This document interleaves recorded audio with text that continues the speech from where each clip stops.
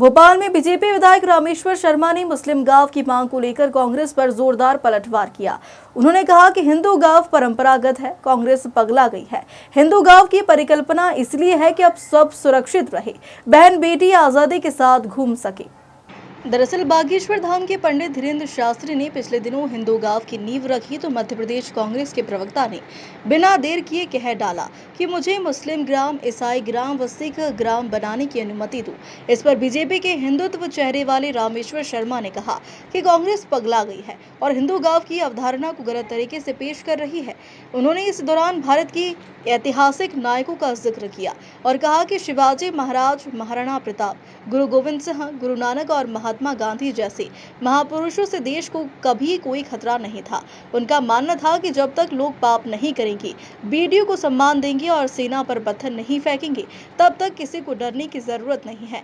इसके साथ ही विधायक रामेश्वर शर्मा ने पाकिस्तान का नाम लेते हुए कहा कि पाकिस्तान की बात करने वालों को कुचल दिया जाएगा और 10 फीट नीचे दफना दिया जाएगा। कन्ही भूल न सकता और जिन्ना के नापाक इरादों के कारण पाकिस्तान बना है। उन्होंने कांग्रेस के खिलाफ भी जमकर बयानबाजी की और कहा कि देश की गद्दारी करने वालों के हाथ पैर तोड़ दिए जाएंगे। नहीं, कांग्रेस तो पगला गई है। हिंदुस्तान में हिंदू गांव तो सब हैं ही। हिंदू गांव तो परंपरागत है। हिंदू गांव का मतलब है कि सबके साथ सबका विकास, सबके मन में भरोसा और विश्वास, कोई असुरक्षित नहीं रहे, सब सुरक्षित रहे, सब बहन बेटियां जो है आज़ादी के साथ घूम सके, कोई भी दुष्ट किसी बहन बेटी के साथ छेड़खानी न कर सके। ये है हिंदू गांव। सर्वे भवन्तु सुखना सर्वे सन्तु निरामया, ये हिंदू गांव की कल्पना है। हिंदू गांव की कल्पना ये है। तो इस हिंदू से क्या छत्रपति शिवाजी जैसे योद्धा से क्या भारत को कोई खतरा है? महाराणा प्रताप से देश को खतरा है?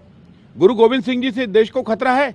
छत्रपति गुरु तेग बहादुर जी से देश को खतरा है? क्या गुरु गोविंद सिंह के दोनों बेटों से देश को खतरा है? क्या भगवान गौतम बुद्ध से हिंदुस्तान को खतरा है? क्या गुरु नानक से हिंदुस्तान को खतरा है? क्या राम से हिंदुस्तान को खतरा है? क्या कृष्ण से हिंदुस्तान को खतरा है? क्या महावीर से हिंदुस्तान को खतरा है? यही हिंदू है। जब इनसे किसी को खतरा नहीं है, ये जब चींटी को चुन डालते हैं तो क्या नाम बताया वो अब्बास है, क्या है, मत घबरा, पाप मत करना, बेटियों को मत छेड़ना, देश का तिरंगा मत जलाना और सेना पर पत्थर मत फेंकना, तेरे पर कोई खतरा नहीं है। तूने ये काम किए तो ध्यान रखना तुझे बचाने वाला भी कोई नहीं। अब पाकिस्तान की बात करने वालों को कुचल दिया जाएगा, जमीन के 10 फीट नीचे दफना दिया जाएगा। ये ध्यान रखना। ये हिंदुस्तान किसी भी कीमत पर अपने पुराने अपमान का बदला भी आज दिनांक तक नहीं भूला। जिन्ना की भूल रही होगी, नेहरू का दोष रहा होगा। पहले जो बंटवारा हुआ वो आज भी हिंदुस्तानियों को पसंद नहीं है। आज भी हमारे अंदर भगत सिंह की आत्मा बोलती है कि जिस जमीन पर खड़े होकर भगत सिंह ने आजादी का जश्न मनाया था, आजादी की घोषणा की थी, वो नहीं हुई पूरी। आज भी हेमू कालानी को हमें बारंबार याद करते हैं। आज भी राम के बेटे लब के लाहौर को हम बारंबार याद करते हैं।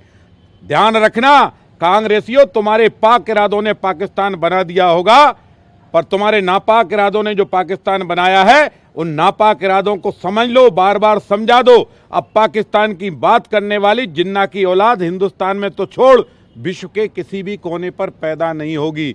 ये देश विभाजन किसी भी कीमत पर मंजूर न पहले था न अब है। इस देश के 45 करोड़ नागरिकों की सब प्रकार की सुख सुविधा देना हमारी नैतिक ड्यूटी है। जो देश के साथ चलेगा हम उसके कदम धोकर पिएंगे, जो देश से गद्दारी करेगा उसके हाथ पैर तोड़ देंगे।